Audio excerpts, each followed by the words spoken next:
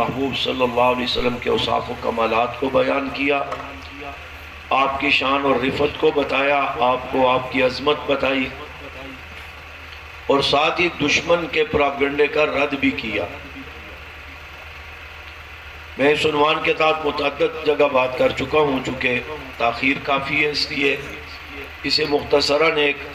خلاصہ کے طور پہ عرض کروں گا۔ سورۃ قلم میں بھی اس طرح کی باتوں کا جواب موجود ہے، سورۃ والضحیٰ بھی اسی ترتیب پر اللہ نے نازل فرمائی، اور سورۃ علم نشرح جو ابھی میں نے آپ کے سامنے تلاوت کی، اس میں بھی آپ کی عظمت، شان، آپ کی ذمہ داریاں، رفعتیں، یہ ساری بتاتے بتاتے دشمن کے اس بات کا جواب بھی دیا اور آپ کو ایک حوصلہ افزائی بھی فرمائی، اور اس میں یہ فرمایا کہ وَرَفَعْنَا لَكَ ذِكْرَكَ، میرے محبوب صلی اللہ علیہ وسلم، یہ جو لوگ پراپگنڈا کر رہے ہیں کہ آپ کا دین بھی باہر نہیں جائے گا اور یہ سلسلہ بھی ختم ہو جائے گا، ساتھ دینے والے بھی ساتھ چھوڑ جائیں گے، یہاں تک کہ آپ کا نام لینے والا بھی کوئی نہیں رہے گا، تو جہاں تک دین کے باہر جانے کی بات ہے یا اس تحریک اسلام کے بڑھنے کی بات ہے، جب نبی علیہ السلام نے ہجرت فرمائی تو 116 یا 17 صحابہ آپ پر ایمان لانے والے آپ کے ساتھ تھے۔ بدر کے میدان میں پہنچے تو 313 نے کلمہ پڑھ لیا، احد کے میدان میں پہنچے تو 750 کلمہ پڑھنے والے آپ پر جان نچھاور کرنے کے لیے تیار تھے، اور ٹھیک ہی تھوڑے ہی عرصے کے بعد، کوئی صدیاں نہیں گزری، 8 سال کا وقت گزرتا ہے کہ آپ صلی اللہ علیہ وسلم فاتح بن کر مکہ میں داخل ہوتے ہیں، تو 10,000 صحابہ اکرام کلمہ پڑھنے والے آپ کے ساتھ ہیں۔ حنین میں 12 تک تعداد پہنچی، سلسلہ بڑھتے بڑھتے حجۃ الوداع کے موقع پر 1,24,000 یا 44,000 صحابہ اکرام آپ کا کلمہ پڑھنے والے موجود تھے۔ اب وہ جو کہتے تھے کہ یہ بات یہاں سے باہر نہیں جائے گی، مکہ میں یہ دین ختم ہو جائے گا، ان کو ایک دھچکا تو اس انداز میں لگا کہ افرادی قوت تو بڑھتی جا رہی ہے، ہم مارتے جا رہے ہیں، ہم ظلم کرتے جا رہے ہیں، زیادتیاں کرتے جا رہے ہیں، ہجرت پر مجبور کرتے جا رہے ہیں، اور ادھر سے دین اسلام کی تحریک ہے، سلسلہ ہے، پیغام ہے، پروگرام ہے، یہ بڑھتا چلا جا رہا ہے۔ پھر یہ تو افراد کے لحاظ سے تھا، پھر علاقائی لحاظ سے فتوحات کا سلسلہ شروع ہوا، تو نبی کریم صلی اللہ علیہ وسلم کے دور میں 9 لاکھ مربع میل زمین پر اسلام کا غلبہ ہو گیا۔ آپ دنیا سے رحلت فرما گئے، حضرت صدیق اکبر رضی اللہ عنہ کے دور میں 11 لاکھ، حضرت عمر کے دور میں 22 لاکھ، حضرت عثمان رضی اللہ عنہ کے دور میں 44 لاکھ مربع میل زمین، یوں سمجھے کہ آدھی دنیا فتح کر کے صحابہ نے اس پر اسلام کے پرچم لہرا دیے، غلبہ حاصل کر لیا۔ اب یہ یہود و نصارہ پھر سر جوڑ کے بیٹھے، ہم نے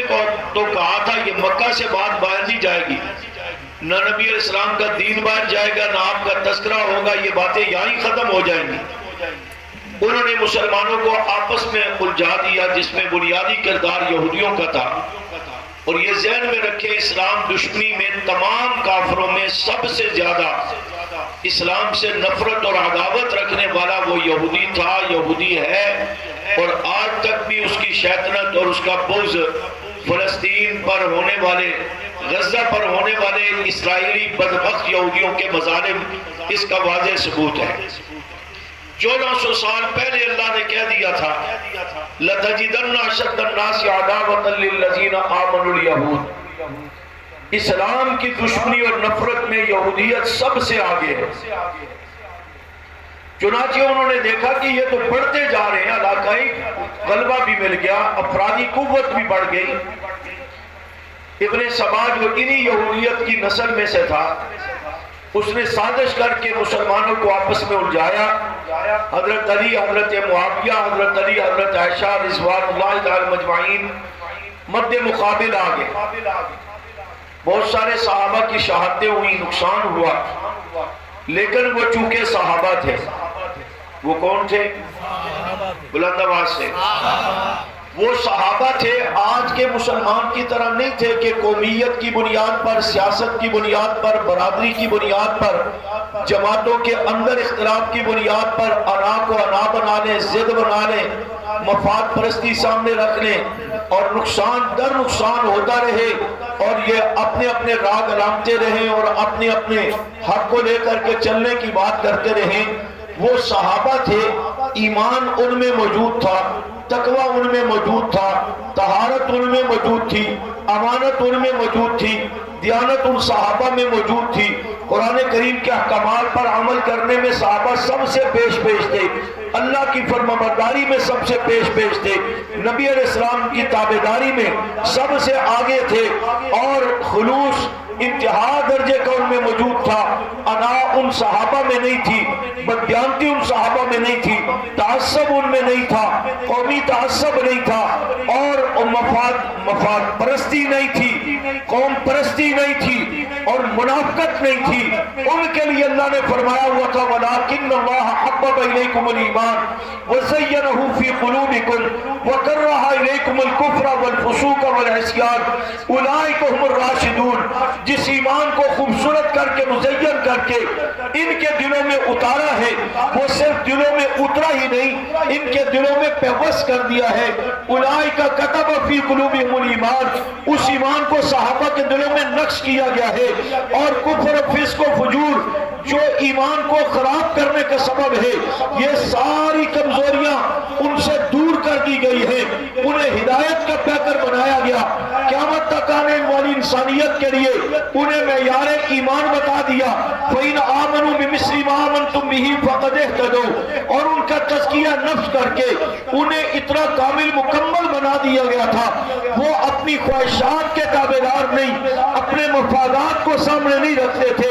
اللہ اور اس کے رسول صلی اللہ علیہ وسلم کی رضا اور منشا، حکم کو سامنے رکھ کر وہ قدم اٹھایا کرتے تھے۔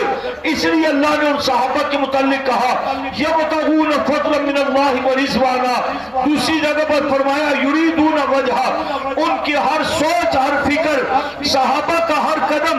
اللہ کی منشا کے مطابق ہوتا تھا۔ مقصود اللہ کی رضا ہوتی تھی، مقصود اللہ کی رضا ہوتی تھی، منزل اللہ کی رضا ہوتی تھی، نبی علیہ السلام کی خوشنودی ہوا کرتی تھی۔ چنانچہ اتنا بڑا اختلاف ڈالنے کے باوجود ان صحابہ نے آپس میں اتحاد کیا،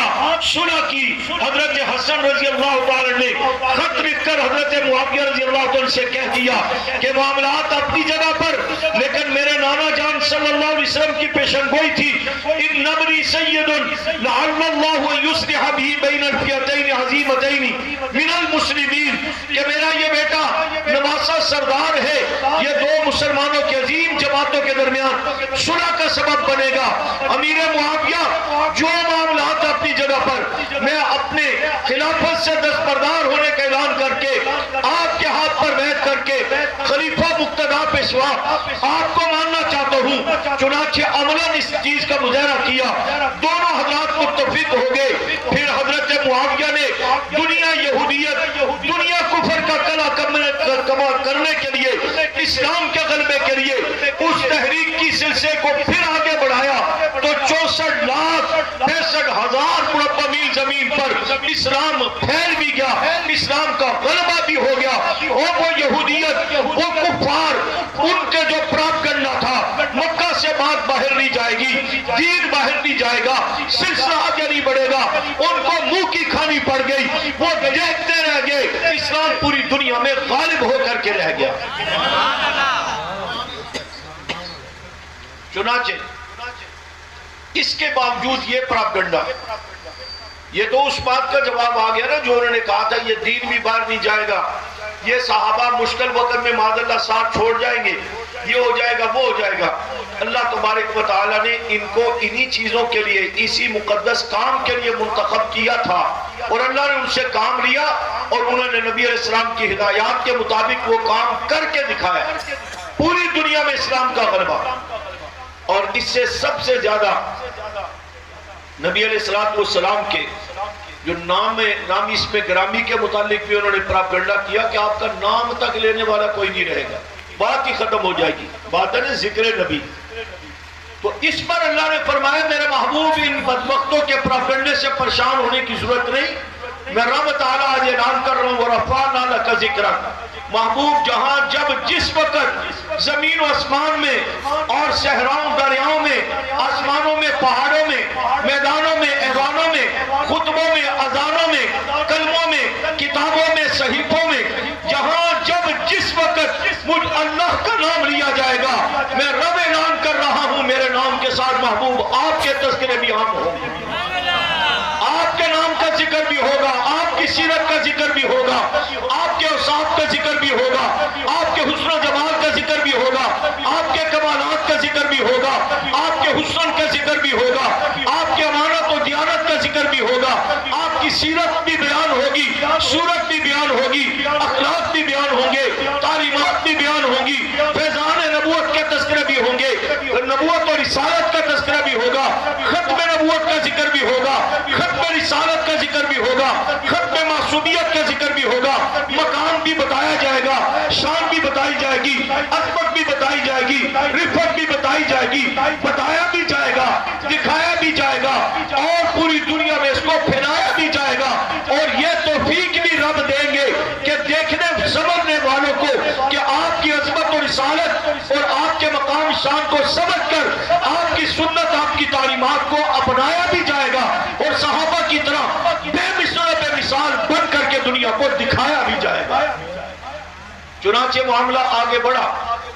آپ دیکھ لیں روایات کی تفصیلات میں جائیں تو نبی علیہ السلام کے ذکر تو آپ کی آمد سے پہلے بھی یہ سلسلے چلتے رہے۔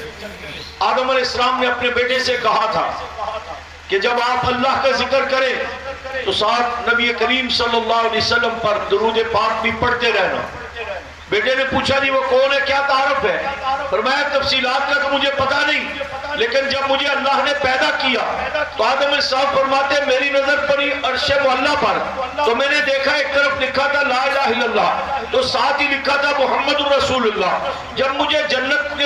کی سیر کروائی گئی تو میں نے دیکھا جنت کے ستونوں پر بھی لا الہ الا اللہ لکھا ہے، ساتھ محمد رسول اللہ بھی لکھا ہے، جنت کے محلات پر لا الہ الا اللہ ہے، ساتھ محمد رسول اللہ ہے، جنت کے حوروں کے سینوں پر لا الہ الا اللہ ہے، ساتھ محمد رسول اللہ ہے، فرشتوں کی پیشانی پر لا الہ الا اللہ ہے، ساتھ محمد رسول اللہ ہے، جنت کے درختوں پر میں نے دیکھا لا الہ الا اللہ ہے، ساتھ محمد رسول اللہ ہے، شجر طوبہ کے پتوں پر دیکھا لا الہ الا اللہ لکھا ہے، ساتھ محمد رسول اللہ لکھا ہے، سدرۃ المنتہا پہ دیکھا لا الہ الا اللہ ہے، ساتھ محمد رسول اللہ ہے، کعبہ کوثر کی وادیوں میں دیکھا لا الہ الا اللہ ہے، محمد رسول اللہ ہے، عرش معلیٰ پر بھی یہی لکھا دیکھا۔ میں سمجھ گیا یہ اللہ کا محبوب ترین برگزیدہ بندہ ہے کہ جس کا ذکر اللہ نے ہر جگہ پر اپنے نام کے ساتھ عام کر رکھا ہے۔ ابھی تو آپ کی ولادت بس عادت نہیں ہوئی ہے، اس سے پہلے تذکرے اور چرچے عام ہیں۔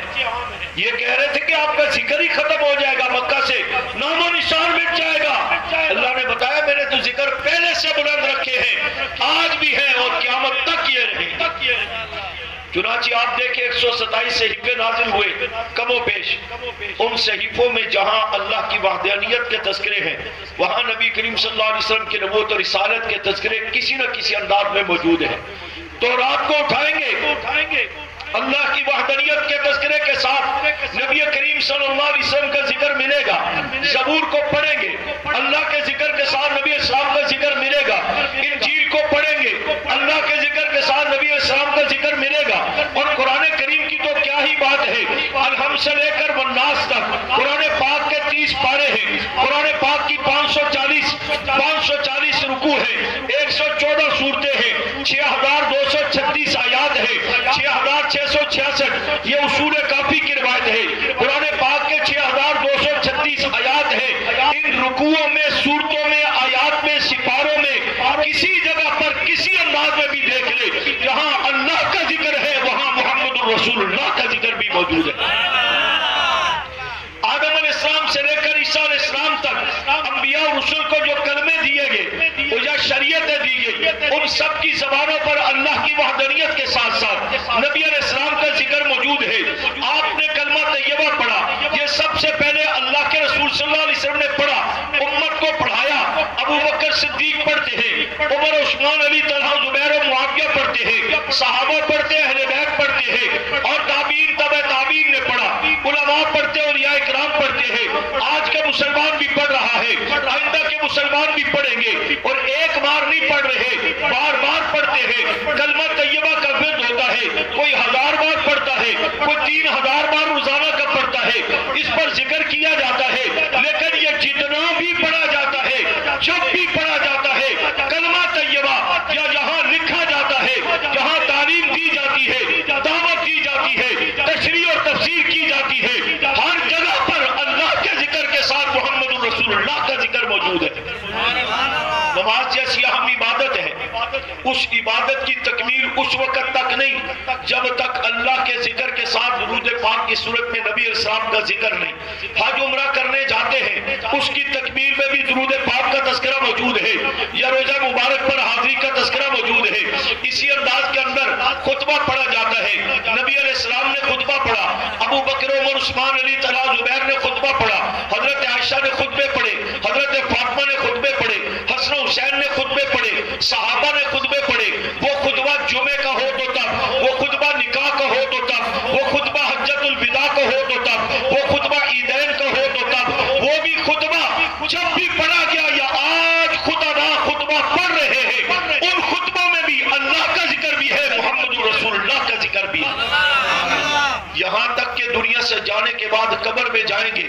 قبر میں بھی من ربک من نبیک من دینک، اللہ کا ذکر بھی ہے، ساتھ نبی علیہ السلام کا ذکر بھی ہے۔ میدان حشر میں کھڑے ہوں گے، وہاں پر اور انبیاء بھی ہوں گے، ان کے ذکر، ان کے مقام شان بھی سامنے ہوگا، صحابہ بھی ہوں گے، علماء اولیاء بھی ہوں گے، دنیا کے بڑے بڑے پہلوان اور بے ایمان حکمران بھی ہوں گے، یہ سارے ہوں گے۔ ان سب کی موجودگی میں اللہ کی وحدانیت کا ڈنکا وہاں بھی بجے گا، اور حوض کوثر پر کھڑے ہوئے جام کوثر لٹانے پلانے والے محمد الرسول اللہ کے ذکر بھی ہوں گے، شفاعت کرنے والے محمد الرسول اللہ کا تذکرہ بھی ہوگا، لوائے حمد کا سایہ آپ کے ہاتھ میں یہ پرچم دیا جائے گا، اس اعتبار سے آپ کا بھی ذکر ہوگا۔ اور پھر جب جنت میں داخلہ ہے، انبیاء کا دخول ہے، جنت کے اندر امام الانبیاء صلی اللہ علیہ وسلم تشریف لے جا رہے ہیں، وہاں بھی اللہ کے ذکر کے ساتھ نبی علیہ السلام کا ذکر ہے۔ تو جہاں جب جس وقت بھی دیکھیں گے، فرمایا وَرَفَعْنَا لَكَ ذِكْرَكَ، محبوب ان بدبختوں کے باتوں پر پریشان ہونے کی ضرورت نہیں، میں رب اعلان کر رہا ہوں، جہاں جب جس وقت مجھے رب کا ذکر ہوگا، میرے ذکر کے ساتھ محبوب آپ کا ذکر بھی ہوگا۔ اس بات کو سمجھنے کے لیے ایک آسان مثال دیا کرتا ہوں، علماء نے بڑی تحقیق کے ساتھ لکھا۔ اذان 5 وقت کی نماز کے لیے ہوتی ہے اور پوری دنیا میں ہوتی ہے۔ اس اذان میں اشہد ان لا الہ الا اللہ، جہاں اللہ کا ذکر ہے، اس کے ساتھ اشہد ان محمد الرسول اللہ کی صورت میں نبی علیہ السلام کا ذکر بھی۔ ٹھیک کہہ رہا ہوں؟ بات سمجھ آ رہی ہے؟ جاگ رہے ہو یا بھاگ رہے ہو؟ امیر معاویہ صاحب کی تو پوری کوشش ہے کہ آپ حضرات سوئیں بھی ادھر ہی، آرام بھی ادھر ہی کریں۔ جاگ رہے؟ چلے، میں عرض کر رہا تھا کہ اذان میں، اب آپ کہیں گے جی کہ اذان جو ہے وہ دن میں 5 مرتبہ ہوتی ہے، اور تہجد کی ملائی جائے تو 6 مرتبہ ہو جائے گی، تو یہ 6 مرتبہ 5 مرتبہ تذکرہ تو چلو ہو رہا ہے، پوری دنیا میں ہو رہا ہے، لیکن 23 گھنٹے خاموشی، 1 گھنٹہ 10 منٹ ایک اذان کے لگائیں تو 50 منٹ 6 ملا لیں تو 1 گھنٹہ لگتا ہے۔ تو یہ تو کوئی کمال تو ہے، لیکن کوئی بڑے کمال کی بات نہیں۔ علماء نے اس پر تحقیق کر کے لکھا، فرمایا یہ بات ایسی نہیں کہ بس 5 وقت اذان ہوگی بات ختم ہوگی۔ علماء کہتے ہیں 24 گھنٹے کے 1440 منٹ بنتے ہیں، 24 گھنٹے کے 1440 منٹ بنتے ہیں، اور دنیا میں کسی نہ کسی جگہ پر ان 1440 منٹ کا کوئی منٹ ایسا نہیں کہ جس میں اذان دنیا کے کسی خطے پر نہ ہو رہی ہو۔ ہر منٹ اور سیکنڈ میں اذان گونج رہی ہوتی ہے۔ اس اذان میں اللہ کا ذکر بھی ہے، محمد رسول اللہ کا ذکر بھی ہے۔ اس کی تفصیلات پھر علماء نے یوں سمجھائی، اس کو سمجھنے کے لیے یہ ذہن میں رکھیں، اس وقت یہ گویا کہ آپ کے لاڑکانہ نصیر آباد میں تقریباً 12 بجنے والے ہیں، 11:15 یعنی کہ ہو رہے ہیں، اس وقت 40 منٹ ہو رہے ہیں۔ سعودی عرب میں رابطہ کر رہے مکہ مکرمہ مدینہ طیبہ، کل اس وقت حضرت مولانا محمد مکی علیہ حجازی دامت برکات عالیہ سے بات ہو رہی تھی، وہاں ابھی آپ رابطہ کر لیں تو اس رابطے میں پتہ لگے گا کہ وہاں 8:45 ہو رہے ہوں گے، یعنی کہ 8:40 ہوں گے، 2 گھنٹے وہ پیچھے ہے۔ دبئی ہے، ابوظہبی ہے، بعض ممالک ایسے ہیں جہاں اس وقت دن ہوگا، آپ یہاں رات میں بیٹھے۔ اس بات کو ذہن میں رکھے، بات سمجھ آئے گی۔ علماء نے لکھا کہ مختلف علاقوں میں اوقات کی فرق کے لحاظ سے اذان بھی اس ترتیب سے ہوتی ہے۔ چنانچہ اس کی تفصیل یہ بتائی گئی کہ سب سے پہلے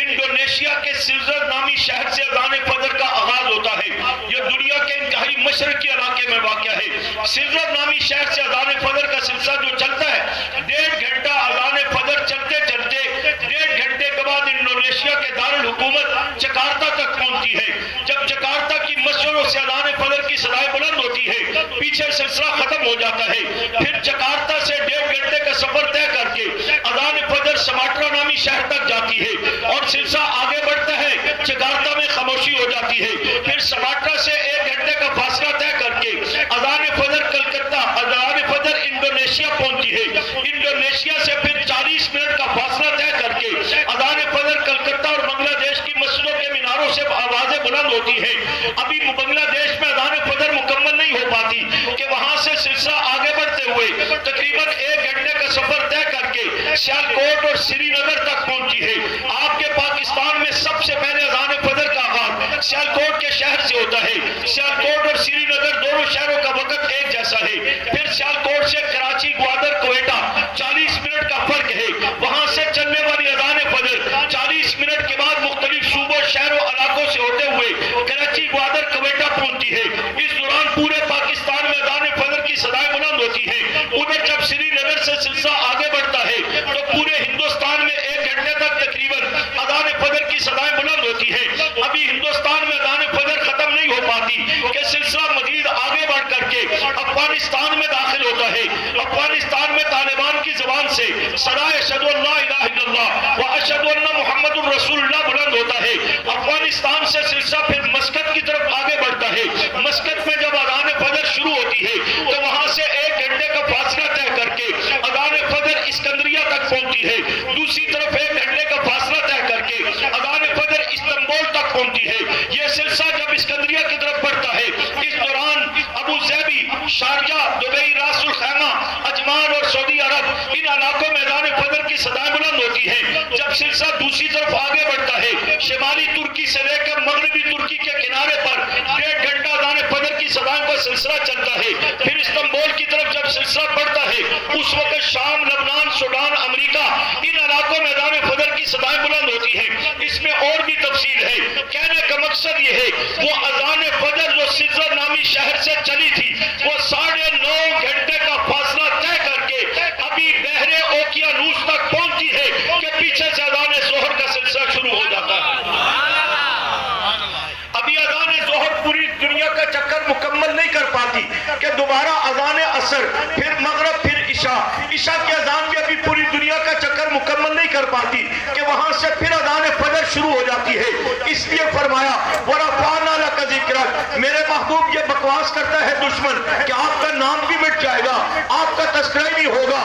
میں تمہیں دکھاتا ہوں میں آپ کے تذکرے کو کس طرح عام کروں گا کہ پوری دنیا میں جہاں جب جس وقت مجھ رب کا ذکر ہوگا، محبوب میرے ذکر کے ساتھ ساتھ آپ کے تذکرے بھی ہوگے۔ جہاں یہ تذکرے اور ترتیب سے موجود ہے، وہاں پر اذان کی صورت میں آسان سمجھا جا سکتا ہے، جس کا توڑ دشمن الٹا لٹک جائے، متع کرے، ماتم کرے، فلسطین پر حملے کرے یا اور اسی انداز میں اپنی ناک کو خاک میں رگڑے، جو مرضی کر لے، اس ترتیب کو نہ وہ روک سکا ہے نہ روک سکتا ہے کہ 24 گھنٹوں کے 1440 منٹ، کوئی منٹ ایسا نہیں اور کوئی جگہ ایسی نہیں جہاں پر اذان کی صورت میں اللہ کا نام بلند نہ ہو، محمد الرسول اللہ کے تذکرے عام نہ ہو۔ جب اللہ کا نام بلند ہوتا ہے، آپ کا ذکر بھی ہوتا ہے۔ اسی کو کہا وَرَفَعْنَا لَكَ ذِكْرَكَ، پروپیگنڈا کرنے والوں کی میں نسلیں مٹا کر کے رکھ دوں گا، ان کے تذکرے ختم ہو جائیں گے، ان کا نام لینے والا کوئی نہیں ہوگا، ان کی فکر کو اپنانے والا کوئی نہیں ہوگا۔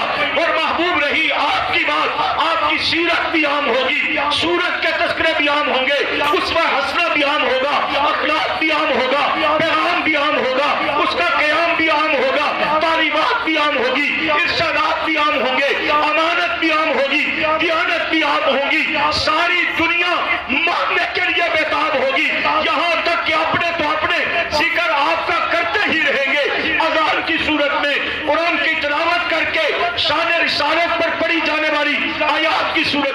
احادیث طیبہ میں آپ کے فضائل کی صورت میں آپ کی سیرت کو بیان کرتے ہوئے، صورت کو بیان کرتے ہوئے، ارشادات کو بیان کرتے ہوئے، اخلاق و کردار کو بیان کرتے ہوئے، یہ تو تذکرے کرتے ہی کرتے رہیں گے۔ محبوب آپ کے ذکر اور تذکرے میں میں اتنا کمال پیدا کر دوں گا کہ دشمن کو بھی کہنا پڑے گا والفضل ما شہدت بہ الاعداء۔ کمال یہ نہیں کہ اپنے اپنوں کی تعریف کرے، کمال کی انتہا یہ ہے کہ دشمن بھی تعریفاں لیاقتیں یہی ہوگے۔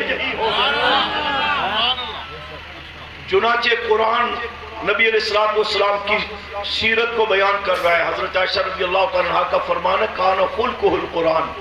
الحمد سے لے کر والناس تک سارا قرآن میرے محبوب کی سیرت ہے، اور سارا قرآن سارا دن ساری دنیا میں پڑھا جا رہا ہے، پڑھا جاتا رہے گا۔ دیکھ لینا مدارس میں سارا دن طلباء پڑھ رہے،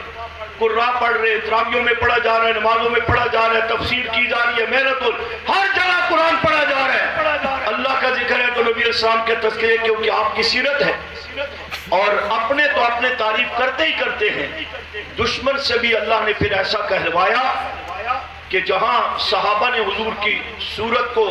بیان کرتے ہوئے اپنے عشق و محبت کا اظہار کیا کہ سر سے لے کر پاؤں تک تنویر ہی تنویر ہے، منہ سے بولتا جیسے وہ قرآن کی تقریر ہے، حسن مصطفیٰ کو دیکھ کر سوتی ہے دنیا، وہ مصور کیسا ہوگا جس کی یہ تصویر ہے۔ کسی نے کہتے ہوئے آپ کا یوں تذکرہ کیا وَأَحْسَنُ مِنْكَ لَمْ تَرَقَتُ عَيْنِي وَأَجْمَلُ مِنْكَ لَمْ تَلِدِ النِّسَاءُ خُلِقْتَ مُبَرًّا مِنْ كُلِّ عَيْبٍ كَأَنَّكَ قَدْ خُلِقْتَ كَمَا تَشَاءُ۔ حسان نے حیرت زدہ کر دیا پوری دنیا کو۔ میں یہ نہیں کہتا کہ دنیا میں حسین کوئی نہیں، ہیں بہت، دیکھے بھی بہت ہیں، لیکن محبوب آپ جیسا کوئی نہیں۔ نظر کہاں آتا، کسی ماں نے ایسا لال جنا ہی نہیں ہے، ہر عیب سے رب نے آپ کو پاک پیدا کیا ہے۔ اور محبوب کو یہ کہہ کر تو حضرت حسان نے گویا کہ بات ہی مکمل کر دی، حد کر دی کہ اذا اراد شیئا ان یقول له کن فیکون۔ اللہ نے ساری کائنات کو کن کہہ کر بنایا، لیکن محبوب سراپہ اقدس کو دیکھ کر لگتا یوں ہے کہ اللہ کا قد خلقت کما تشاء۔ رب تعالیٰ پوچھتے گئے محبوب تو خود بتا میں تجھے کیسا بناؤں۔ حضور گویا کہ بتاتے گئے، رب آپ کو بناتے گئے۔ سبحان اللہ۔ اور تذکرہ آپ کا یوں بھی کرنے والوں نے کیا۔ یہ تو صحابہ تھے نا جنہوں نے اس دور میں حضور کے ذکر کیے، آپ کی سیرت کے بھی صورت کے بھی، اور یہاں تک صحابہ فرماتے کان الشمس تجری فی وجہہ، کبھی نبی صاحب کے چہرے کی چمک یوں لگتی تھی جیسے آسمان سورج سے آ کر آپ کے چہرے میں چل رہا۔ اور حضرت جابر رضی اللہ تعالیٰ بھی آپ کا تذکرہ کرتے ہیں حسن و جمال کا کہ میں حرم میں بیت اللہ میں گیا تو بیت اللہ کے دیواروں کے سائے میں نبی علیہ السلام آرام فرما رہے، سرخ رنگ کی چادر لپیٹے ہوئے۔ کیا لپیٹے ہوئے؟ توجہ ہٹ گئی آپ کی، سرخ رنگ کی یمنی چادر، اجرک نہیں تھی، معذرت کے ساتھ نہیں سمجھے، مبالغہ رائی کبھی کو حد ہونی چاہیے نا، اجرک نہیں تھی، یہ بھی اگرچہ آپ کا قومی نشان ہے لیکن وہاں نہیں تھی، چادر تھی سرخ رنگ کی یمنی چادر لپیٹے ہوئے آقا آرام فرما رہے۔ حضرت جابر کہتے ہیں میں نے کہا لوگ کہتے ہیں چاند بڑا خوبصورت ہے، ہم کہتے ہیں آمنہ کا لال بڑا خوبصورت ہے، میں ذرا موازنہ کر کے دیکھوں کہ وہ خوبصورت ہے یا یہ خوبصورت ہے۔ میں کہا کرتا ہوں اچھا ہوا کہ اپنے دل کی عدالت میں اس بات کو رکھا، جلدی فیصلہ مل گیا، اگر پاکستان کی عدالتوں میں آ جاتے تو 30 سال بعد بندہ رہا ہوتا ہے جی، بعزت بری کر دیا گیا جی، اس کے 30 سال کا جو بیڑا غرق ہو گیا اس کا کون ذمہ دار ہوگا؟ اور کوئی مولوی عدالتوں کے ہاتھے چڑھ جائے نا اس کے لیے تو سوائے سزا کے اور کچھ نہیں ہے، لیکن چور ڈاکو ہاتھ چڑھ جائیں، پورا ملک لوٹ کر کے کھایا ہوا ہو، گھڑیاں بیچی ہوئی ہوں، دیگر ڈرامے بازیاں کی ہوں، تو ماشاءاللہ عدالتوں ان پر جو مہربان ہوتی ہیں، دنیا میں شاید اس طرح کا اللہ کی مخلوق میں کوئی مہربان آپ نے نہیں دیکھا ہوگا، ٹھیک ہے نا؟ جو پہلے سے اندر ہے انڈے کھا رہے ہیں، مرغیاں کھا رہے ہیں اور انڈے دے رہے ہیں وہ بھی، اور جن کو باہر سے امپورٹ کر کے دوبارہ منگایا گیا، 3-4 بار چوریاں کر کے پھر بھی منگایا گیا، اور بے وقوفی میری اور آپ کی ابھی ہوئے گی، جی ٹھیک ہے جی جماعت نے کہا مسلم ٹھیک ہے جنہوں ووٹ دیو، دوسرا کہے گا جی مقامی جماعت کا فیصلہ جی اس کو ووٹ دو، بلا ترکنوا الی الذین ظلموا فتمسکم النار، جس کے آنکھوں میں حضرت حیدری، حضرت جھنگوی، حضرت فاروقی، مولا اعظم کا خون آنکھوں کے سامنے ہے، ان پر ہونے والے ان بدماشوں کے ظلم و ستم سامنے ہے، اس سے بڑا غدار کوئی نہیں ہوگا جو ان کے خون کا نظر انداز کر کے ان قاتلوں بے ایمانوں چوروں ڈاکیوں کے ساتھ ہاتھ ملائے گا کہ قومی دھارے میں آنا ہے۔ جماعت کا فیصلہ ہے، اللہ کا فیصلہ زیادہ مقدم ہے۔ اشارہ اس لیے کر رہا ہوں کہ الیکشن شاید ہونے یا نہیں ہونے سر پر ہے، ہم سب امید سے ہیں یہ ماحول بننے والا ہے، اس لیے بچو ان چیزوں سے، وہ کام کرو جو قرآن و سنت کے تابعداری میں ہے، صحابہ بیت کے اسوہ حسنہ اور کردار کے مطابق ہے۔ اپنی قیادت اور اکابر کے طرز عمل کو سامنے رکھ کر کے تجارت کرنی ہے تو صاف ستھری کرو، عبادت کرنی ہے تو صاف ستھری کرو، سیاست بھی کرنی ہے تو صاف ستھری کرو۔ اگر ان جیسے کرنا ہے تو میرے اور اس میں کیا فرق ہے؟ اس لیے اعلان ہو جو جماعت کا ضرور سر آنکھوں پر جماعت کی کسی پالیسی فیصلے کے میں مخالف بات نہیں کر رہا ہوں، لیکن فیصلہ کرتے وقت سوچو کہ آپ صحیح کر رہے ہیں یا غلط کر رہے ہیں۔ تو میں بات کر رہا تھا، حضرت جابر رضی اللہ عنہ نے فرمایا میں نے اپنے دل کی عدالت میں بات رکھی کہ چاند زیادہ خوبصورت یا آمنہ کا لال زیادہ خوبصورت، لمحہ بھر میں میرے ایمان نے فیصلہ دے دیا چاند سے تشبیہ دینا یہ بھی کہ انصاف ہے، چاند کے چہرے پہ چھائیاں میرے محمد کا چہرہ صاف ہے۔ ایسے تذکرے کراؤں گا کہ اپنے تو تعریف پہ کرتے ہی کرتے رہیں گے۔ جنہوں نے براہ راست دیکھا انہوں نے یوں کہا، جنہوں نے قرآن و سنت میں حضور کا چہرہ پڑھا آپ کا تذکرہ کرتے یوں کہہ دیا یہ امامہ کی سجاوٹ، یہ جبین روشن، یہ قبائے عربی اور نیچا ہے دامن، مردے بھی دیکھے تو کرے چاک گریبان و کفن، اٹھ بیٹھے قبر سے بیتاب زبان پہ یہ سخن کہ مرحبا مرحبا مرحبا سید مکی مدنی اور عربی، دل و جہاں بات فدایت چے عجب خوش نہ کبھی، منم بے دل بجمال تو عجب حیرانم، اللہ اللہ چے جمال اس بدیب العجبی، حسینہ جمیلہ دا منہ موڑ دیتا رب نے محمد بنا کے قلم توڑ دیتا۔ میں یہ تو اپنے بول رہے ہیں نا، اب آؤ بیگانوں کی طرف۔ بیگانوں نے 14 سال میرے محبوب کو ستایا بڑا، تڑپایا بڑا، گالیاں بڑی نکالی، بے ادبی گستاخیاں بھی بڑی کی، اب تک کر رہے ہیں، بھونکنے والے بد فطرت گندی نسل کے اب تک کر رہے ہیں۔ لیکن اللہ نے کمال یہ بھی رکھا ہے کہ غیروں سے دشمنوں سے صرف آپ کی گستاخی نہیں، اس سے کئی درجہ زیادہ آپ کی توصیف اور تعریف بھی رب نے کروائی ہوئی ہے۔ اسی کو کہا والفضل ما شہدت بہ الاعداء۔ چنانچہ میں نے ایک کتاب اٹھائی، اس میں لکھنے والے نے یہ عزم کیا تھا کہ دنیا کے 100 بڑے آدمیوں کا تذکرہ کروں گا، مقام درجے مرتبے کے لحاظ سے جو 100 بڑے آدمی ہیں ان کا تذکرہ کروں گا۔ لیکن جب اس کتاب کو ہم نے پڑھا 100 آدمیوں کے تذکرے میں سب سے پہلا ذکر محمد الرسول اللہ صلی اللہ علیہ وسلم کی ذات گرامی کا۔ اور بھئی یہ کیا کیا تو نے؟ عیسائی ہے تو اپنے نبی عیسیٰ علیہ السلام کا تذکرہ کر لیتے، وہ بھی بڑے آدمی تھے۔ فرمایا نظر انصاف اسی پر ٹھہری کہ ساری اللہ کی مخلوق میں مقام درجے مرتبے کے لحاظ سے اگر کوئی بڑا ہے تو وہ نبی کریم صلی اللہ علیہ وسلم کی ذات گرامی۔ وہ دشمن سے رب تذکر کراتا۔ میں نے لاہور سے 20-22 سال پہلے ایک کتاب خریدی اپنا اردو بازار سے، عرب کا چاند، حضور کی سیرت پر بڑی پیاری لکھی ہوئی کتاب، 300 صفحے تقریباً، پڑھتا گیا مزہ آتا گیا، بڑی محبت سے حضور کی سیرت کا تذکرہ۔ میں نے کہا کسی اللہ کے ولی نے، کسی عاشق رسول نے لکھی ہے۔ جب میں اس کے مصنف کا نام پڑھتا ہوں تو سوامی لکشمن پرشاد ایک ہندو ہے جو میرے نبی کی شان بیان کر رہا ہے۔ سبحان اللہ۔ ایک ہندو ہے جو نبی کی شان بیان کر رہا ہے۔ اسی انداز میں کالکا پرشاد نامی ایک ہندو ہے، وہ حضور کا تذکرہ ان الفاظ میں کرتا ہے، کہتا ہے گر شمس و قمر کو یہ ہاتھ پہ اٹھا لے، دولت کونین کو دامن میں چھپا لے، پھر کالکا پرشاد سے پوچھے تو کیا لے، نالین محمد کو آنکھوں سے لگا لے۔ سبحان اللہ۔ وہ کہتا ہے مسلمانوں ساری دنیا کی دولت ایک طرف، آپ کے نبی کا جوتا مل جائے آنکھوں سے لگانا سعادت سمجھتا ہوں۔ اور لاہور کا ایک کائنات کا بدترین غلیظ ترین کافر مر گیا، مردود ہو گیا ہمارے مجاہدوں کے ہاتھوں سے،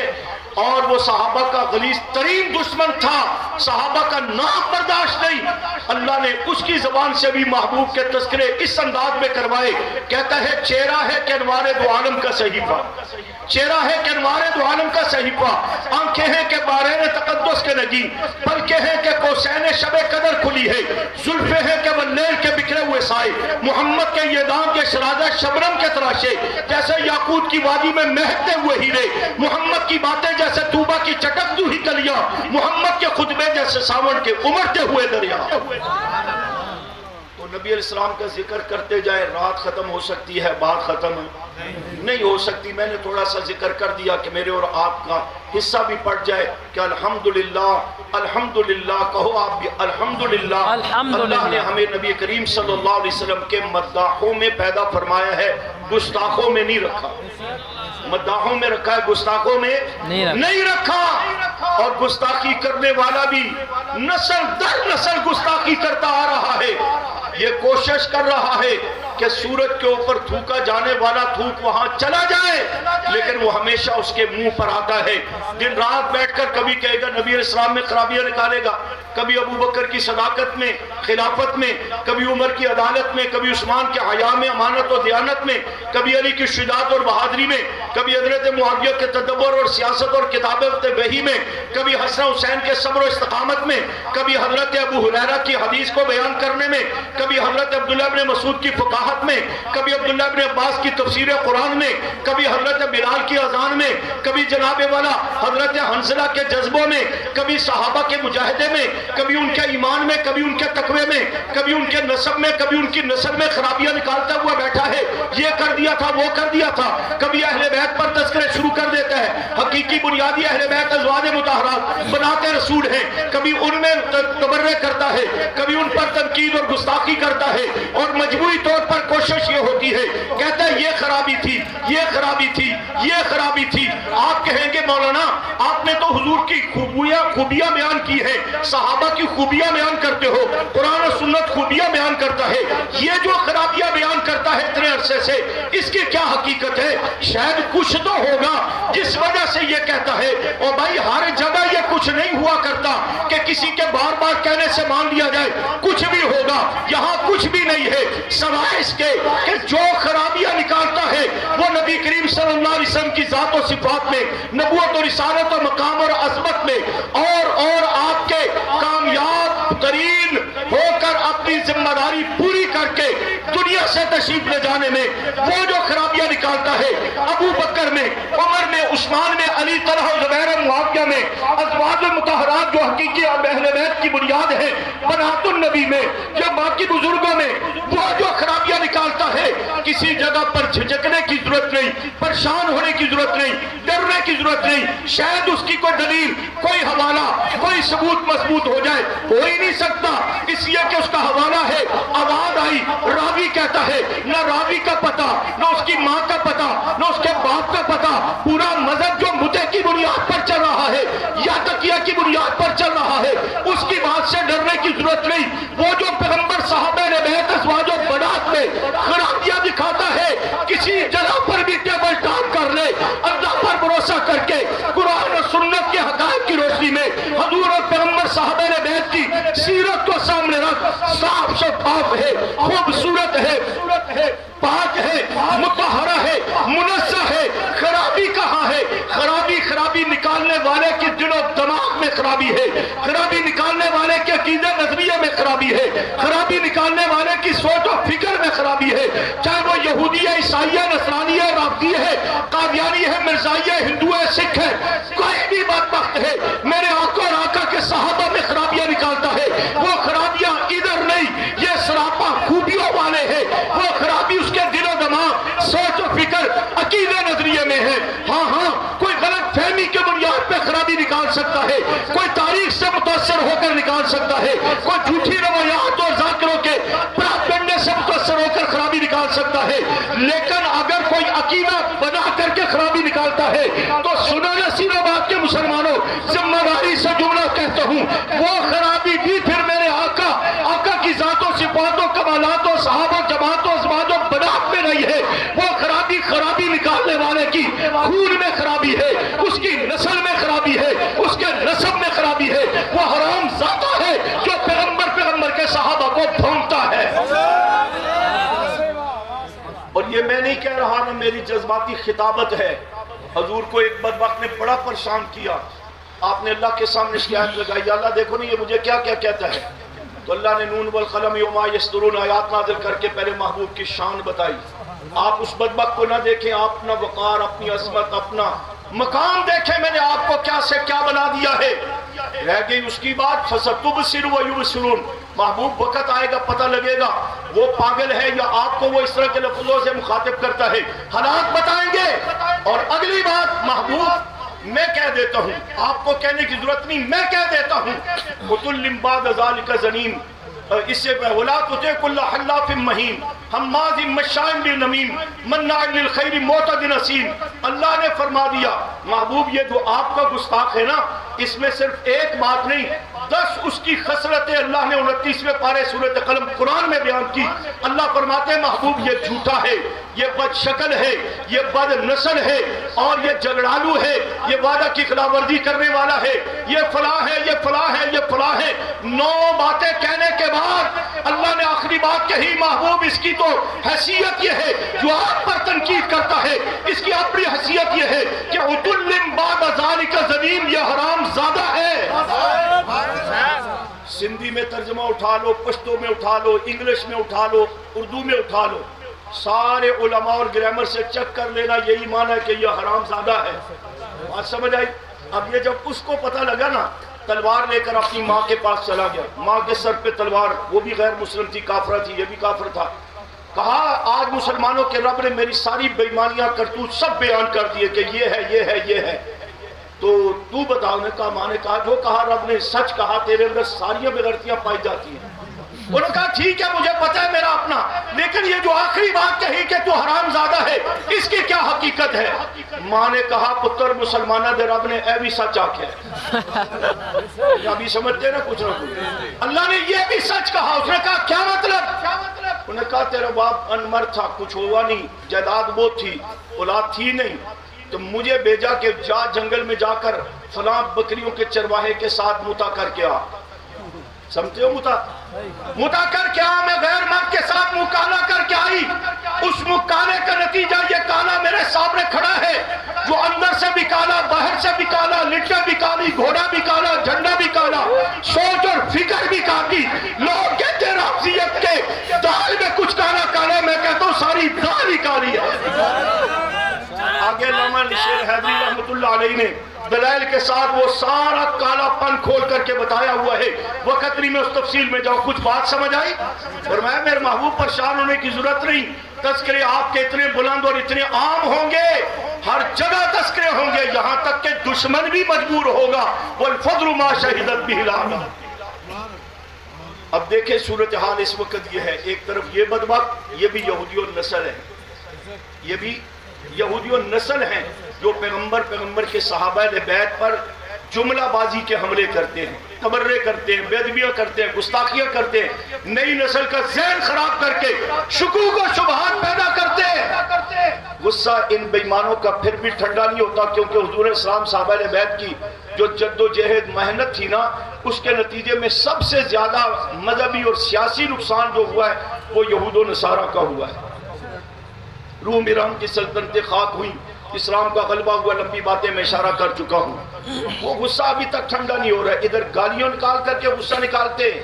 ادھر جب دیکھا موقع تو وہ مظلوم مسلمانوں پر 70-72 سال ہو کے بمباریاں کرتے ہوئے، ظلم کرتے ہوئے، وہ مٹھی بار چند مسلمان ہیں غزہ میں اور فلسطین میں، لیکن ان کو اتنی بھی عقل نہیں ہے ان ظالموں کے دماغ میں کہ 70 سالوں میں اتنے سے مسلمانوں کو ختم نہیں کر سکے، تو اب تم ان 70-78 دنوں کے اندر تم سمجھتے ہو کہ صفحہ ہستی سے مٹا دیں گے؟ یہ تو لال مسجد پر حملہ کرنے والے نے بھی کہا تھا یوں منٹ کی بات ہے یوں اور یوں کر دوں گا۔ 9 دن تک مسلسل ظلم کرنے کے باوجود اس وقت تک بھی ان کا نام و نشان نہ مٹایا جا سکا۔ مٹانے والا، مکہ دکھانے والا، آج اس کا نام و نشان نہیں۔ لال مسجد بھی موجود ہے، علماء بھی موجود ہے، حفاظ بھی موجود ہے، قراء بھی موجود ہے، طلباء بھی موجود ہے، طالبات بھی موجود ہے۔ یہی حال وہاں کا ہے، لیکن اس پر دیکھیں میری اور آپ کی ذمہ داری ہے۔ مفتی تقی عثمانی صاحب دامت برکاتہ عالیہ نے دیر آیت درست آیت، بزرگ ہوتے ہیں، بڑے ہوتے ہیں، ہم تو جذباتی باتیں کر جاتے ہیں نا، وہ اپنی حکمت کو دیکھ کر کے سسٹم کو لے کر کے چلتے ہیں، ہر جگہ حکمت بھی کام نہیں آتی، ضرورت ہوتی ہے جذبات کی بھی۔ حضرت عمر رضی اللہ تعالیٰ عنہ اور باقی حضرات، تو موقع کی مناسبت اس وقت تھی کہ جو ظلم کی انتہا ہوگی وہاں پر مسلم حکمران تو نہ بولے، ایک مسجد چٹائی پر بیٹھنے والا مولوی مفتی تقی عثمانی پھر بھی جرأت سے بول پڑا کہ اب جو صورتحال اسرائیل کے مظالم کے نتیجے میں فلسطین اور غزہ کے مسلمانوں پر قبلہ اول پر بمباری کی صورت میں ہے، اس کے بعد پوری دنیا کے مسلمانوں پر جہاد عملاً فرض ہو چکا ہے۔ اور ویسے تو قرآن کا جو سوال ہے مالکم لا تقاتلون فی سبیل اللہ، مالکم لا تقاتلون فی سبیل اللہ والمستضعفین من الرجال والنساء والولدان، تمہیں کیا ہو گیا کیوں نہیں جہاد کے لیے نکلتے؟ ظلم کی انتہا یہاں تک یا مسلمانوں کی مصلحت کی انتہا یہاں تک پورا سال حرمین میں اتنا خوبصورت قرآن پڑھا جاتا ہے، ایمان تازہ ہوتا ہے، لیکن جہاد کی آیات حرمین کے ائمہ نہیں پڑھ سکتے، آپ کے علم میں ہونا چاہیے۔ میں سنی سنائی بات نہیں کر رہا ہوں، تصدیق والی اور تجربے والی بات کر رہا ہوں۔ رمضان میں تو مجبوری ہوتی ہے کہ پورا قرآن سنانا ہے، لیکن دوران سال جو نماز میں ایمان کی آیات، تقوی کی آیات، حج کی آیات، طہارت کی آیات، امانت و دیانت کی آیات، یہ سارا کچھ پڑھا جاتا ہے، دو دو رکوع کی ایمان افروز تلاوت ہوتی ہے، جہاد کی آیات نہیں پڑھ سکتے۔ اور آپ کے پاکستان میں بھی ظلم کی انتہا کر کے جہاد کو دہشت گردی فساد کہہ کر اس انداز میں عوام تو عوام، علماء کی زبان سے بھی جہاد کا نام آٹے میں سے بال کی طرح نکال کر سائڈ پہ کر دیا گیا۔ خبردار نام نہیں لینا، اگر کوئی آزادی کی جنگ لڑتا ہے تو فوراً امریکہ کہتا ہے دہشت گرد ہے، انتہا پسند ہے، یہ جہاد بھی، یہ فساد ہے۔ وہی کچھ میڈیا بھی کہنے لگ جاتا ہے، عوام بھی کہنے لگ جاتی ہے، بات وہیں رک جاتی ہے۔ نتیجہ یہ نکلا کہ اسرائیل اور ان کے گماشتوں نے مل کر کے پلان کر کے پوری دنیا کے عوام مسلمان کو بھی اور خاص کر حکمرانوں کو پہلے اپنے شکنجے میں لیا، غلام بنایا، اور اس کے بعد یہ بدماشی اس نے کی۔ بعض لوگ نا عجیب تذکرہ کرتے ہیں کہ ان کو کیا ضرورت پڑی تھی کہ تھوڑے ہو کر کے اتنے بڑی طاقت سے ٹکر لی۔ اللہ کے بندو، وہ فرض کفایہ ادا کر رہے، وہ ٹکر لے کر اس کو آپ سے روکا ہوا نہیں کہ اس تو بدماشیاں تو یوں تک بڑھ رہی تھی کہ کئی مسلم ممالک اس کو تسلیم کرنے کے لیے تیار تھے اسرائیل کو۔ انہوں نے یہ پنگا لے کر کے انہیں ناکو چنے چبوا کر کے تھوڑے ہونے کے باوجود بھی 20,000 کی تعداد میں اپنے بچے بچیاں شہید کروا کر کے پوری دنیا کو پیغام دے دیا کہ خبردار، اس کے پلان کو ہم نے خاک میں ملایا ہے، بچ کے رہنا عوام بھی اور حکمران بھی۔ اس کے باوجود بغیرتی کی انتہا ہے۔ کل بھی سعودیہ نے کہا جی ہم تیل دیں گے، ہم نہیں بند کر سکتے، ہمارا کاروبار ہے۔ نہیں باز آؤ گے نا تو انشاءاللہ اللہ کی لاٹھی بڑی بے آواز ہے۔ ہمارا سوال ہے وہ جو 50 ملکوں کی فوج بنائی تھی وہ مغلوبہ کدھر ہے؟ اس وقت بھی ہم نے کہا تھا مسلمانوں کے مفادات نہیں، وہ امریکہ کے مفادات کے لیے تھا، ورنہ بھٹو صاحب نے بھیجے تھے نا جہاز بیت اللہ شریف کے بیت المقدس کی حفاظت کے لیے، اب جہاز کیوں نہیں جا رہے؟ پاک فوج نے حرمین کے تحفظ کے لیے کردار ادا کیا ہوا ایک تاریخ ہے، جرأت مندانہ سنائی تاریخ ہے، اب کیوں خاموشی ہے؟ یہ سوال ہیں ہمارے حکمرانوں پر، اور ہم عوام کے لیے ہماری ہمتیں کمزور پڑ گئی، ہمارے جذبے کمزور پڑ گئے۔ وہ جو ہر وقت ہم اللہ اور اس کے رسول کا تذکرہ، قرآن کی تلاوت، نماز، دعوت و تبلیغ، تعلیم، تدریس میں لگے ہوتے تھے، اکثریت مسلمانوں کی اس وقت موبائل میں لگی ہوئی ہے۔ اس کے فرائض و واجبات نہ رہ جائے ٹچ موبائل کے، خاص کر باقی دنیا ادھر کی ادھر ہوتی ہے تو ہوتی رہے، نتیجہ تر اتنا بے حس کر کے رکھ دیا ہے، ادھر اتنا ظلم ہو رہا ہے۔ مولانا قاضی عبدالرشید صاحب دامت برکاتہ عالیہ ابھی چند دن پہلے وفاق کے ذمہ دار ہیں، برطانیہ کے دورے سے واپس آئے، کہنے لگے وہاں KFC اور میکڈونلڈ کے ہوٹل وہاں ویران ہیں، پاکستان میں پھر بھی مسلمان بیٹھ کر کے کھا رہے ہیں۔ وہ غیر مسلموں کا ملک ہے، ان کی مصنوعات کا غیر مسلموں نے بائیکاٹ کیا ہوا ہے، وہاں ویران ہے، یہاں پھر بھی چند لوگ بیٹھے ہوئے آپ کو نظر آئیں گے، ابھی تک سوچ میں پڑ رہے ہیں وہ جی اس سے کیا ہوگا؟ اللہ نہ کرے تیری بچی اور تیرا بچہ مرے نا کسی بم دھماکے میں، کوئی بھی ہو، میں اس کو کہتا ہوں، پھر تجھے پتہ لگے گا کہ اس سے کیا ہوتا ہے۔ اس لیے ایمان کا تقاضا یہ ہے، جہاد درجہ بدرجہ ہم پر فرض ہے، اپنے اندر بیداری پیدا کرو، اس بیداری کے لیے صحابہ اہل بیت کی فکر، یہ جو تذکرہ نہیں، یہ پتہ نہیں اب عنوان ذکر نبی فکر صحابہ تھا یا فکر نبی ذکر صحابہ تھا، پر دونوں صورتوں میں جو بھی تھا، نبی علیہ السلام کی اصل فکر ہے جو صحابہ کو آپ نے دی ہے، اس سے صحابہ پروان چڑھے ہیں۔ ترتیب یہ ہے، بہرحال ذکر ہے نبی علیہ السلام کا تو وہ بھی تذکرہ ہو گیا، اور صحابہ کا تذکرہ یا فکر ہے تو وہ حضور کی دی ہوئی فکر ہے، ان کی فکروں میں سے یہ فکر موجود تھی، جان چلی جائے ایمان نہ جائے، جان جاتی ہے چلی جائے، محبوب صلی اللہ علیہ وسلم کی ذات پر، آپ کی ناموس پر آنچ نہ آئے، دین پر آنچ نہ آئے۔ وقت اتنی بات لمبی ہوگی، بس اشارے دیتا ہوں۔ وہ مذاکرات میں ایک غیر مسلم بار بار منت سماجت کرتے حضور کی پاک مبارک داڑھی پر ہاتھ لگا رہا تھا۔ صحابہ کی فکر چیک کر، صحابی کہنے لگے خبردار، اب تیرا ناپاک ہاتھ میری محبوب کی پاک داڑھی پر لگا تو میں کاٹ دوں گا تلوار سے۔ اور ایک شخص نے اسی موقع پر کہہ دیا، یہ جو صحابہ آپ کے ساتھ ہیں مشکل وقت میں ساتھ چھوڑ جائیں گے۔ صدیق اکبر جسے ارحم بی امتی کہا گیا، میری امت کا سب سے رحیم، کام صرف بدر النار، بخاری شریف میں جملے شرمگاہ چاٹنے والے بتوں کی بکواس بند کر ہم ساتھ چھوڑ جائیں گے، نہیں برداشت کیا، فوراً جواب دیا۔ انہی صدیق اکبر نے سکے باپ کے منہ پر تھپڑ مارا تھا کہ آپ نے میرے نبی کی شان میں جملے کہہ دیے، ابھی وہ مسلمان نہیں ہوتے، پہلے کی بات ہے۔ یہ پیغام دے دیا امت کو کہ باپ بھی گستاخی کرے لحاظ کے قابل نہیں۔ آج وہاں ابو عبیدہ نام کا جنرل جو اسرائیل دہشت گردی کے مقابلے میں سیسا پلائی ہوئی دیوار پر بنا ہوا ہے، اسی انداز میں عمر نام کا جنرل تھا، ملا عمر امیر المومنین، جو افغانستان میں پوری دنیا کفر کے سامنے چٹان بنا ہوا تھا۔ یہ صحابہ کی فکر تھی ان کے اندر، یہ صحابہ کی تربیت ہے، ان کا پیغام ہے، ان کی صفات کا گویا کہ ایک مختصر سا عکس ہے۔ کون ابو عبیدہ؟ جن کے لیے اللہ نے قرآن کی آیت نازل کر کے دیگر صحابہ کی طرح ایمانی صفات کو بیان کی مگر ان کے لیے منفرد ایمانی صفت کو بیان کیا۔ لا تجد قوم یؤمنون باللہ والیوم الآخر یوادون من حاد اللہ ورسولہ ولو کانوا آباءہم او ابناءہم او اخوانہم۔ ان کے ایمانی صفات میں سے منفرد ایمانی صفت ان صحابہ میں اور ابو عبیدہ میں خاص کر یہ پائی جاتی ہے۔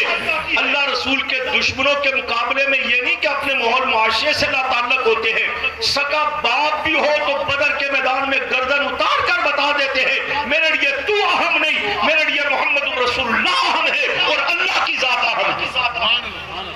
صدیق اکبر اپنے باپ کے منہ پر تھپڑ مار کر بتا دیتے ہیں تو اہم نہیں ہے، اللہ رسول اہم ہے۔ حضرت عمر اپنے ماموں عاص بن ہشام کو گردن اتار کر بتا دیتے ہیں تو اہم نہیں ہے، اللہ کے رسول اہم ہے۔ اب ہم دوستیاں یاریاں کرتے ہیں ہمارے حکمران ان یہودیوں کے ساتھ جو مسلمانوں پر مظالم کر رہے اور ہر میں بیت المقدس کے اوپر حملہ آور ہے، یہ اپنی دوستیاں نبھا رہے۔ خبردار، قرآن کہتا ہے یا ایھا الذین آمنوا لا تتخذوا اليہود والنصارى اولیاء بعضهم اولیاء بعض ومن یتولهم منکم فانهم منهم۔ ان سے دوستی رکھے گا، میں نہیں کہہ رہا، اللہ کہہ رہا وہ انہی میں سے گنا جائے گا۔ اس لیے بچو،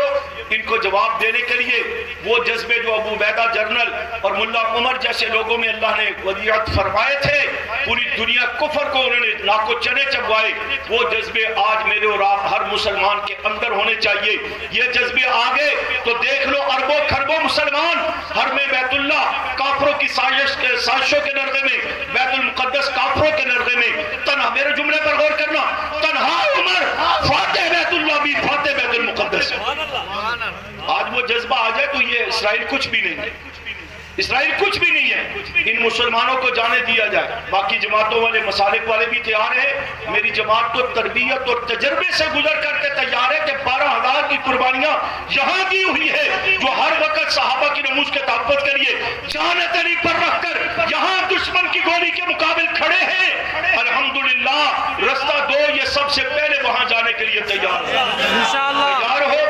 کردار ادا کرو گے، قیادت اعلان کرے اور عمل کی صورت میں مفتی صاحب نے ہی بتا دی، کم از کم ان کے لیے دعائیں کر لو۔ وہ خون کے قطرے نکال رہے ہیں، تم آنکھوں سے آنسو کے قطرے نکال کر اپنی گناہوں کی معافی بھی مانگ لو، ان کے لیے اللہ کی مدد نصرت مانگ لو، اس لیے کہ میرے آقا صلی اللہ علیہ وسلم نے فرمایا 2 قطرے بڑے طاقتور ہیں، ایک شہید کے وجود سے نکلے والا خون کا قطرہ انقلاب کا سبب بنتا ہے، اس کی مغفرت و بخشش کا سبب بنتا ہے، دوسرا گناہگار کی آنکھوں سے نکلنے والے ندامت شرمندگی پر آنسو کے قطرے یہ میری تیری زندگی کو بھی بہتر کر سکتے ہیں، اور یہی آنسو کے قطرے نکال کر کے ان کے لیے دعا مانگیں گے تو اللہ کی مدد کو مزید متوجہ کر سکتے ہیں۔ اس کو مذاق نہ سمجھنا، دل میں رکھ کر کے تنہائی موڑ کر 2 نفل پڑھ کر کے اللہ سے مانگ لو۔ اللہ پر بھروسہ کر کے کہتا ہوں تھوڑے ہی وقت کے بعد کایا پلٹ جائے گی، غزہ کے مسلمان انشاءاللہ فاتح بنیں گے، اسرائیل اور اس کے گماشتے تم دبا کر عبرت کا نشان بنتے ہوئے بھاگتے ہوئے نظر آئیں گے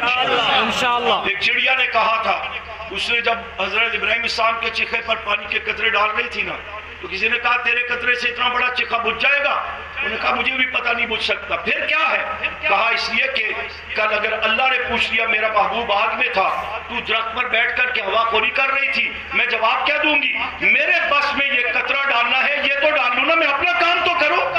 ہمارے بس میں وہاں جانا نہیں ہے، پہنچنا نہیں ہے، ٹکرانا نہیں ہے، اللہ وہ بھی رستے بنائے۔ یہ تو ہے نا کہ رات کو اٹھ کر کے تنہائی میں چند آنسو بہا دو، یہ ہمارے اختیار میں ہے۔ اگر ہم یہ بھی نہیں کرتے تو پھر ہم ویسے ہی بڑھ کے مارتے ہیں، اور حقیقتاً ہم مجھ سمیت قبلہ اول کے بھی اور فلسطین غزہ کے مظلوم مسلمانوں کے بھی ہم مجرم ہیں۔ اس جرم کے کو چھوڑنے کے لیے، اللہ سے معافی مانگنے کے لیے آنکھوں سے آنسوؤں کے قطرے نکالنے پڑیں گے، ہمت کرنی پڑے گی، کریں گے محنت؟ کوئی اس حوالے سے آواز اٹھے، مت دیکھو کون سی جماعت ہے، ساتھ کھڑے ہو جاؤ، شاید ہمارا یہ قدم ہی اللہ قبول کر۔